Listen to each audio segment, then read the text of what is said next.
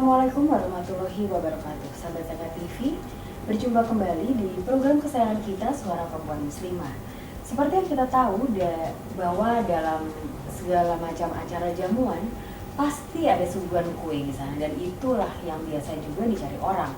Jadi pada saat kita datang ke pesta, tidak hanya para tamu itu disuguhi oleh makanan besar, tapi juga pasti ada kue. Dan karenanya usaha pembuatan kue atau penjualan kue itu adalah termasuk usaha yang paling menjanjikan di tengah keadaan ekonomi sepelik apapun, termasuk pada saat krisis ekonomi. Dan di tengah kita telah hadir Mbak Evi Murniati. Assalamualaikum Mbak. Waalaikumsalam warahmatullahi wabarakatuh. Sehat Mbak? Alhamdulillah sehat. Mbak Evi, tadi kan saya sempat bilang ya bahwa usaha pembuatan dan penjualan kue itu adalah bentuk usaha yang paling menjanjikan. Itu sebenarnya benar nggak ya statement saya? Di sini kalau paling menjanjikan, insya Allah ya. Jadi memang kalau untuk usaha kuliner itu banyak orang cari, tergantung dari ciri khas apa sih yang diproduksinya gitu. Terus bagaimana sih cara pembuatannya, bagaimana cara mempromosikannya gitu. Dalam krisis yang seperti ini otomatis kan banyak ibu-ibu yang berputar akal ya untuk bagaimana dia punya keahlian tapi masih bingung untuk apa gitu. Sebenarnya kalau dia bisa untuk membuat suatu hasil yang bisa menguntungkan dan itu dikerjakan dari tangan sendiri, itu insya Allah mungkin itu akan berhasil dengan kesungguhan. Yang penting komitmen, sungguh-sungguh, semangat, kerja keras, insya Allah usaha kuliner itu bisa menjanjikan. Banyak contohnya kan sekarang. Tapi berarti sekarang pemikiran sederhananya kenapa orang kalau misalnya sedang dalam keadaan dia harus memperbaiki atau bertahan, survive gitu ya di dalam tengah krisis ekonomi, selalu jadi kuliner jadi pilihan utamanya. Itu mungkin bisa jadi kan ya Mbak, karena setiap orang butuh makan. Betul, gitu ya. betul. Tua, muda, laki, perempuan, miskin, kaya, semua harus makan. Jadi berarti bisnis kuliner itu tidak hanya melihat pada saat event hari raya. Tidak, iya. Gitu ya. Jadi apapun dalam suasana apapun, kondisi apapun, insya Allah itu kue itu bisa jadi apa ya istilahnya tuh yang diutamakan untuk jamuan tamu. Pasti kan, kita harus menyambut tamu nih, kok nggak ada kuenya, kue apa ya?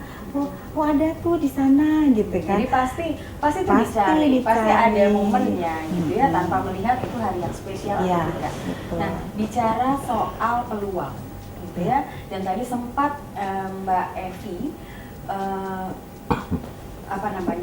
memberikan sedikit tips gitu ya, tips di awal usaha apapun. Jadi para ibu tidak usah takut atau cemas, asalkan itu ada kegigihan, ada komitmen, fokus gitu di situ, itu pasti akan berhasil.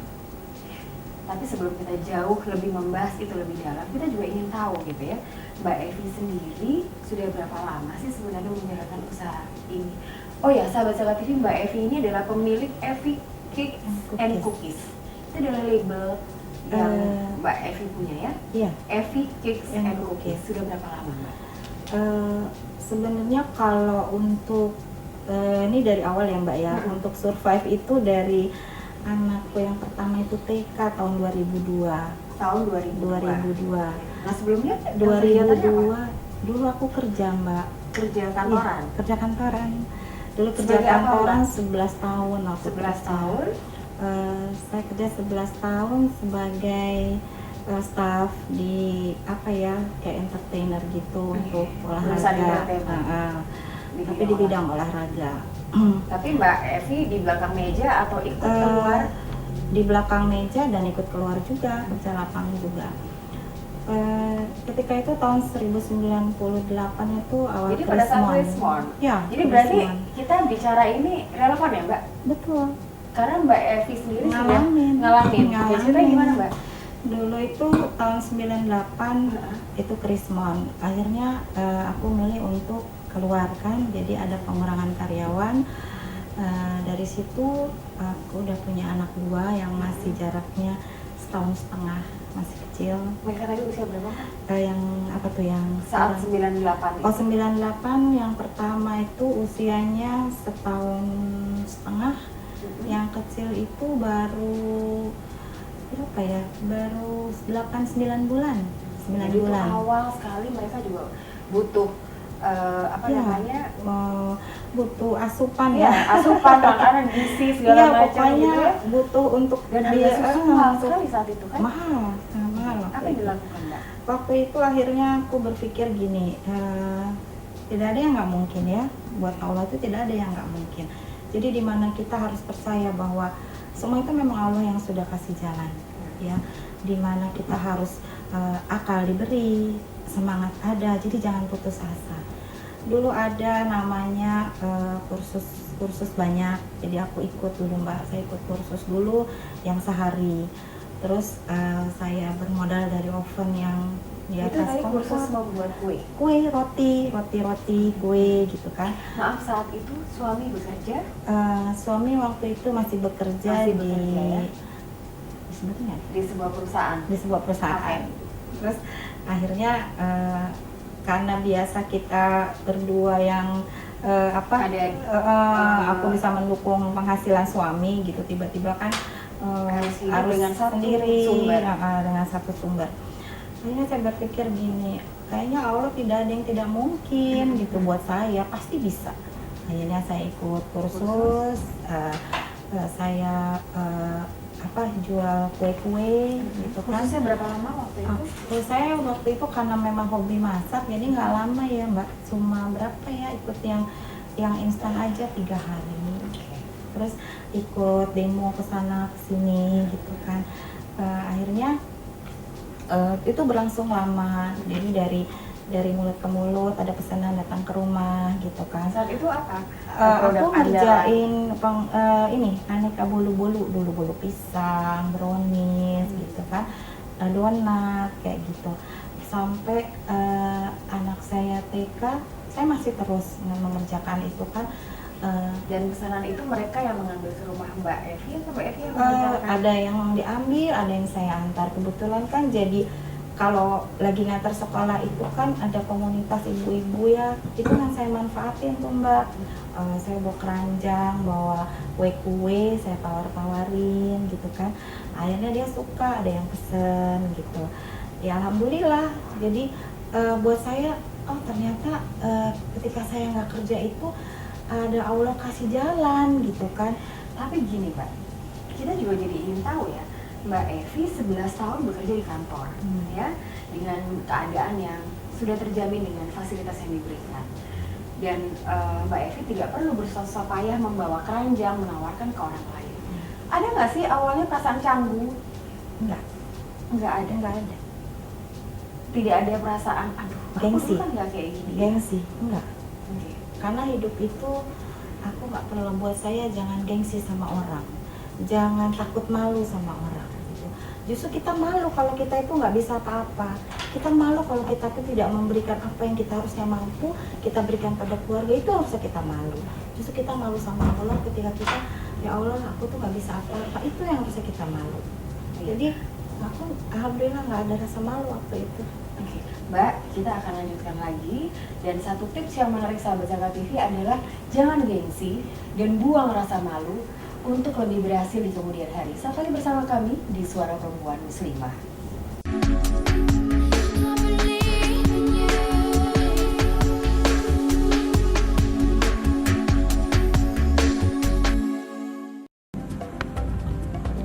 Semangat kemenangan harus berasal dari sportivitas yang datang dari hati. Saya Bawang Pamungkas, saya zakat di Dompet Duafa. Keluarga adalah sumber inspirasi saya. Kehangatannya datang dari hati. Saya Inneke Koesherawati, saya zakat di Dompet Duafa. Berbagi memudahkan rezeki, karena datang dari hati. Saya Ipo Santosa, zakat di Dompet Duafa. Dompet Duafa.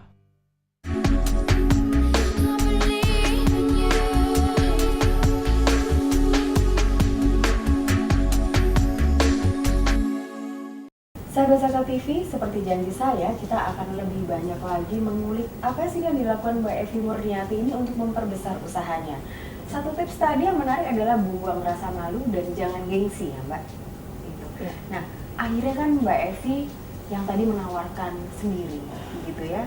Terus bisa hidup apa namanya? Itu akhirnya bisa sama seperti pendapatan di awal kah untuk membantu suami atau ada cerita lain lagi, Mbak? Kalau ditanya mengenai pendapatan jelas beda ya Mbak. Kalau kerja kantoran itu kan udah nggak perlu pusing lagi, Kita dapat sakit, udah digaji. digaji, udah dibayarin sakit pengobatannya. Kalau udah ada yang ditunggu gaji setiap bulan. Tapi kalau memang kita usaha itu benar-benar survive. Karena apa? Disitulah akhirnya merasakan bahwa Allah itu memang menurunkan rezekinya gitu. Asal kita mau berusaha. Kan ada ya ceritanya ibarat burung yang keluar pagi dalam keadaan lapar tapi dia pulang kembali dalam keadaan perut kenyang gitu kan. Nah itu burung aja masih optimis gitu ya. Nah kita yang akalnya itu memang sudah diberi Allah gitu kan, Jadi kita bisa harus semangat lebih lagi. Iya, jadi jangan sampai putus. putus asa. Kalau dalam kondisi apapun itu memang subhanallah ya, Allah itu memang benar-benar kita harus dekat kembali lagi semua itu kepada Allah. Nah, kita sebagai manusia yang diberi karunia akal, gitu ya, untuk berpikir, untuk membuat inovasi-inovasi, dan untuk sebenarnya adalah akal inilah modal kita untuk menyelesaikan ujian yang diberikan pada Allah. Yang Mbak Evi lakukan itu pasti kan Mbak Evi tidak puas bukan, maksud saya di tahap itu yang tadi menawarkan pada ibu-ibu, meskipun Mbak Evi tidak punya kendala apapun ya dari berkomunikasi, Mbak Evi termasuk orang yang supel. Tapi bagaimana akhirnya Mbak Evi bisa meningkatkan itu? Apa yang dilakukan? Apakah kepikiran punya toko atau kepikiran akhirnya hanya pesanan saja deh gitu, atau apa yang dilakukan apa Mbak? Iya. Kalau menurut saya hidup itu kan mimpi yang harus diwujudkan. Dulu saya bermimpi punya toko kue, punya karyawan, punya oven besar, yang kapasitasnya lebih dari yang setiap hari dulu saya lakukan dengan mixer pakai tangan gitu kan, nunggu ovennya cuma di atas kompor satu tungku gitu.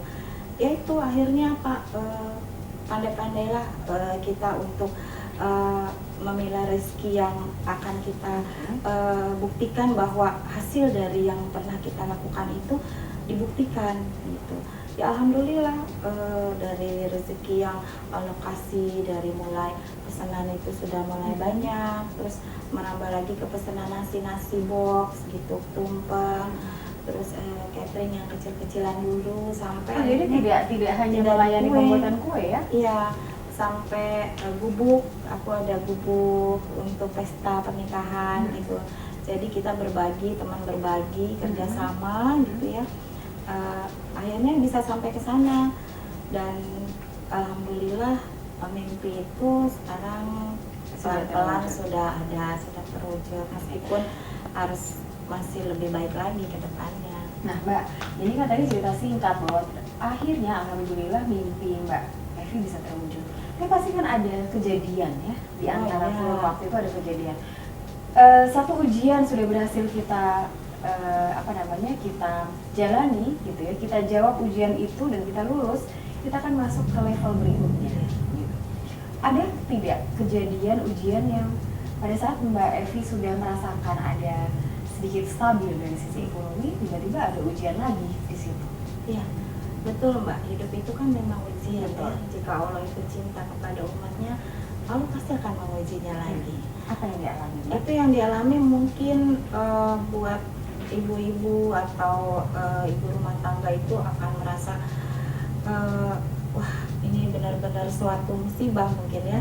Apa itu ketika suamiku keluar dan di PHK, maksudnya apa sih tidak ada perampingan tenaga kerja saat itu adalah pemutusan hubungan tenaga kerja ya. Iya, jadi meminimalis karyawan. Dan rupanya suami dari Mbak Evi inilah yang kena kena dampaknya. Terus udah itu di tahun berapa Mbak? Pesangonnya juga nggak dibayar gitu kan. Jadinya memang wah itu benar-benar ujian ya ketika anak-anak masih kecil-kecil gitu kan. Itu di tahun berapa ya? 2003 ya, 2004 lah. Nah itu alhamdulillahnya di sini yang diperlukan ya untuk suami istri, bahwa kebersamaan, rasa tenggang tanggung rasa, tenggang rasa itu harus diwujudkan. Ketika suami tidak bekerja, kita punya keahlian, itu yang harus kita gali, itu yang harus kita angkat untuk menghasilkan rezeki gitu, untuk menghasilkan rezeki yang harus dikeluarkan setiap hari gitu. Ada tidak saat itu secara psikologis suami yang mengalami PHK Mbak gitu ya, yang biasanya dia bekerja sebagai tulang punggung keluarga, pemimpin, dia merasa bahwa dia pemimpin, dia harus keluar rumah untuk mencari uang untuk anak istrinya, tapi tiba-tiba mengalami PHK, ada tidak ya rasa kesedihan berlarut, akhirnya suami merasa tersaingi oleh istri-istri? Kalau pribadi saya sendiri melihat suami itu tidak ada ya, alhamdulillah tidak ada. Jadi gini, ketika suami itu merasa dalam kondisi yang sangat membuat dia merasa tidak bukan tidak menghasilkan ya, tapi memang sumber penghasilannya sudah nggak ada gitu. Yuk kita rengkuh gitu, karena ada usaha gitu kan, kita kerjasama. Alhamdulillah kan suami punya akademi dan keahliannya gitu kan. Apa keahlian suami? Dulu suami itu fotografer di majalah-majalah ternama ya, majalah politik gitu, surat kabar ibu kota terkemuka. Dan kembali jadi suami akhirnya mendalami hobinya, dan hanya kita kerjasama tuh Mbak. Bentuknya seperti apa? Gini, misalnya saya kan bisa untuk terima pesanan wedding cake ya, wedding cake, terus saya tawarkan fotonya udah ada belum gitu kan. Oh belum Mbak. Saya tawarkan suamiku, Mas nih ada ini, mau nggak untuk fotografer wedding cake? Oh iya. Akhirnya kerjasama di situ, atau jadi benar-benar kerjasama diwujudkan ya Mbak, nggak cuma dari berbagi pendapatan, tapi juga berkarya bersama ya. Terus jadinya tuh tidak ada rasa sedih gitu ya Mbak, bahwa merasa dulu suamiku udah nggak kerja, ya Allah harus bagaimana. Itu alhamdulillah tuh nggak terpikir ke sana gitu kan. Ya itu yang tadi kembali lagi, bahwa kita harus semangat, kita harus menggali apa yang kita punya. Jadi fokus di situ, insya Allah sih semua bisa diatasi. Mbak Evi, kita akan lanjutkan lagi sahabat Zakat TV setelah kita tahu bagaimana sih liku-liku Mbak Evi, dan pastinya juga support dari suami ya Mbak untuk melakukan usaha pembuatan kue ini. Tapi ada satu lagi di segmen akhir, kita juga ingin tahu bagaimana sih konsep berbagi dari seorang Evi Murniati. Saat lagi bersama kami di Suara Perempuan Muslimah.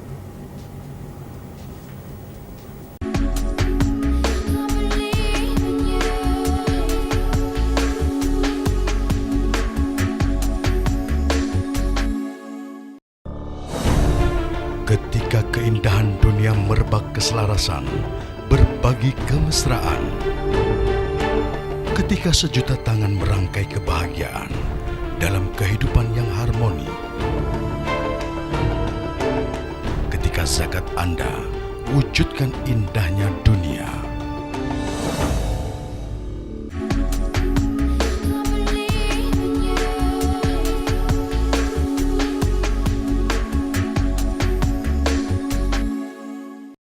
Sahabat Zakat TV, kita lanjutkan perbincangan kita dengan Mbak Evi Murniati. Mbak Evi, tadi sempat disinggung ya bahwa Mbak Evi juga menerima pesanan tumpeng, terus kue ulang tahun, kue pengantin, segala macam. Itu kan perlu ada dekorasinya.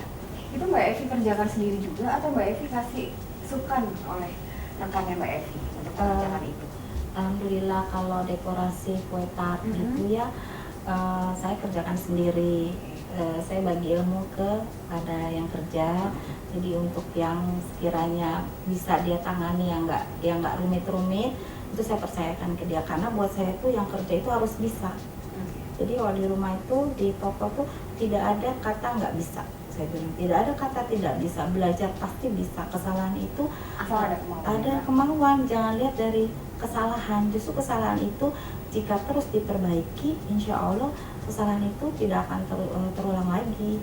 Alhamdulillah sekarang saya bisa mengajukan rutinitas lain gitu kan, dipercaya. Yang pasti itu kita harus percaya ya, kita bermodalkan percaya kepada orang yang bekerja meskipun kita pantau dari jauh. Jadi kalau yang rumit saya dekorasi sendiri Mbak. Gitu. Nah, berarti Mbak Evi sepanjang menjalankan bisnis ini pun juga Mbak Evi terus belajar ya? Iya, saya terus belajar. Terus kalau misalnya ada di mana ada tempat-tempat les, tetap saya datangi. Berburu ilmu kan nggak ada salahnya. Nanti kan berbagi lagi ilmunya, gitu ya? Iya, ilmunya nanti dibagi lagi ke yang kerja. Karena pintar itu kan juga didapat dari mana aja, tidak dari bangku sekolah. Oke. Nah, sekarang Mbak, kabarnya ada putranya Mbak Evi yang mengikuti jejak ibu. Iya. Gitu ya, jejak ibunya. Dalam hal ini jejak Mbak Evi yang mana Mbak? Putra saya 2, yang pertama itu sekarang SMK, ambil tata boga di SMK Negeri 3 Bogor. Alhamdulillah ya, saya juga nggak nyangka waktu saya masukin dia bilang aku mau ambil jasa boga Bunda katanya. Jadi itu kemauan dia Kemauan sendiri? dia. Terus saya bilang gini, akhirnya benar Kak, saya liatin lah semua di sekolah itu, saya lihat lagi wajahnya dia, Kak serius, gitu. Iya Bun, aku serius. Jadi akhirnya alhamdulillah dia diterima. Sekarang sudah SMK kelas 2, lagi PKL di salah satu hotel berbintang 5 di Jakarta. Alhamdulillah senang. Kebetulan fasilitas yang diambil kitchen di situ. Jadi memang mudah-mudahan dari tangan anak-anakku menghasilkan karya-karya yang beruntung buat orang banyak. Amin. Yang penting mutu kualitas dan kehalalannya harus dijaga. Betul. Nah Mbak, bicara soal inovasi, bisnis ini kan banyak sekali saingannya, gitu ya. Dan satu PR terbesar produsen kue itu adalah melakukan inovasi. Inovasi seperti apa sih yang Mbak Evi lakukan? Banyak ya. Inovasi itu kita harus melihat pangsa pasarnya. Misalnya belum lama tahu yang Mbak ada rainbow cake, semua serba rainbow, semua serba red velvet, semua serba beracukan ke kue-kue yang benar-benar menarik perhatian. Itu harus kita ikuti, tapi jangan meninggalkan ciri khas kita. Kita inovasi itu karena gini, inovasi itu kalau tidak dipertahankan itu dengan sendirinya akan hilang, ya kan? Dengan sendirinya akan dilupakan orang. Betul. Jadi bagaimana caranya supaya itu sifatnya tidak sementara ya? Tidak sementara dan pasti dicari lagi. Orang kepingin lagi, dicari lagi gitu. Alhamdulillah di inovasi saya ini terletak di cookiesnya. Di cookiesnya itu. Kebetulan kan cookiesnya itu kita ambil yang cookies zaman dulu ya. Jadi memang dari resep zaman dulu kita nggak rubah dari rasa dan dari bentuk dan dari nama gitu. Mbak Evi, ternyata kue klasik juga masih dicari ya? Iya, masih dicari orang. Dia kan suka rindu kue zaman dulu, kue lama gitu kan. Kue lama itu artinya kue yang dari luar negeri atau tradisi Indonesia? Macam-macam. Ada yang dari ciplakan dari luar, dari sini, dari kita juga ada. Dan itu yang dipertahankan sama Mbak Evi? Iya. Misalnya kalau tiap hari raya Idul Fitri itu pasti orang carinya kastengels. Nastar gitu kan. Dan itu memang ciri khas sendiri. Dan aku keluarin itu pas event tertentu aja gitu. Mbak, tadi pertanyaan bahwa sebenarnya rezeki itu tidak kita raup sendiri, tapi kita bagi-bagikan ya. Jadi tetap ada konsep berbagi. Bagaimana sih konsep berbagi yang dilakukan oleh Mbak Evi dan sekarang dengan suami yang sama-sama fokusnya juga di kue kan? Apa sih yang dilakukan Mbak? Ya, sebenarnya kalau suami sekarang fokusnya malah di ini ya Mbak, dia mulai usaha kecil-kecilan lah ya, dengan bidangnya sendiri. Jadi saya itu ditemani sama orang yang bekerja yang solid sama saya. Terus saya itu merangkul teman-teman alumni. Ya, alumni pada saat SMA, SMP, ya. SMA, kebersamaan itu kan selalu ada. Betul. Sampai saya apa yang bikin dilakukan Mbak? Mereka kan pintar juga ya, pintar masak, bisa bikin apa gitu. Itu yang saya ambil. Kalau misalnya saya ada event, mereka yang saya ambil untuk kerja sama dengan saya. Jadi saya berbagi rezeki dengan mereka. Akhirnya sampai sekarang kita punya komunitas alumni, alhamdulillah nggak mengurangi jam-jam kita di waktu luang kita bikin kajian itu dikumpulkan di situ. Ketika kajian muslimah itu ada, itu nanti ide-idenya itu akan terbuka di situ gitu Mbak. Nah Mbak, terakhir, pertanyaan terakhir, pada saat Mbak Evi merasa penat gitu ya, kan itu rutin sekali, rutinitas jadi Iya, ada pasti ada betul. penat. Itu apa sih yang dilakukan Mbak Evi? Wah itu sih alami aja kali ya Mbak. Apa ya, kadang saya tuh suka pingin cenderung ke alam ya. Jadi saya suka bagaimana ya caranya nih kalau udah pusing, udah penat, dalam arti kata jenuh ya, itu tetap tolabul ilmi, tetap kita kembali lagi kepada Al-Quran gitu. Akhirnya kita kembali kepada penciptanya, menikmati ciptaannya, kembali ke alam, ke air terjun, ke gunung, ke hutan pinus. Itu yang bikin akhirnya kita fresh tanpa mengeluarkan biaya banyak, tapi kepuasan yang kita dapat. Jadi jangan takut untuk berbagi, karena tetap aja kita bertakwa pada Allah. Karena barang siapa yang bertakwa pada Allah, dengan takwa yang sesungguhnya, maka Allah akan memberikan jalan yang tepat dari tempat yang tidak terduga. Itu pasti. Mbak Evi, terima kasih sekali sudah berbagi banyak sekali nilai-nilai teladan yang selama setengah jam kita ngobrol dengan Mbak Evi hanya sebenarnya sih masalah kue ya Mbak, bisnis kue, tapi ternyata banyak sekali konsep-konsep atau nilai-nilai kehidupan yang bisa kita ambil dari Mbak Evi. Pandailah untuk memilah rezeki dan berbagilah dengan sesama, karena di situ sebenarnya bentuk rasa syukur kita kepada Yang Maha Kuasa. Berjumpa kembali dengan saya Devi Permanasari di program Suara Perempuan Muslimah dengan tamu inspiratif lainnya. Wassalamualaikum warahmatullahi wabarakatuh. Terima kasih Mbak.